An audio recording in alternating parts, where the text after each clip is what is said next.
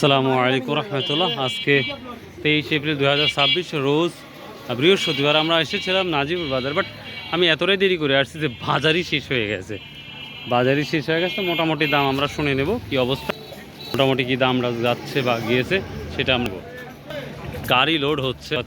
তো প্রিয় দর্শক, গত হাটে আমরা দেখেছিলাম 12,000 থেকে শুরু করে প্রায় 85,000 টাকার মতো শিখেছিলাম। আজকেও কলা আশা করা যাচ্ছে আজকেও সেই দাম যাচ্ছে। দেখি দুই একজনকে আমরা শুনবো যে কলার বাজারে কী অবস্থাটা। তবে আমদানিটা মোটামুটি আজকেও ভালো আমদানি হয়েছিল আজকের কলার বাজারে। আজকে গত হাটের মতনই দাম গেছে, আজ বেশি। সর্বোচ্চ কত শুনলেন? 70-80 না? প্রিয় দর্শক, 70-80, তার মানে গত হাটের মতোই, তবে হয়তো টেনে নিয়েছে। আজকে কলা তো কিনলেন, দাম বেশি দাম না কম দাম মনে হলো আজকে? দাম সমানই ওরমে আছে না? আপনি এই মালগুলি কত করে কিনছিলেন? মালগুলো 4,000 কিনছি, 4,000, 3,500, এটা 4,200, মানে 42,000 টাকা শ। ও বুঝতে পারছি, মানে 400 টাকা পিস।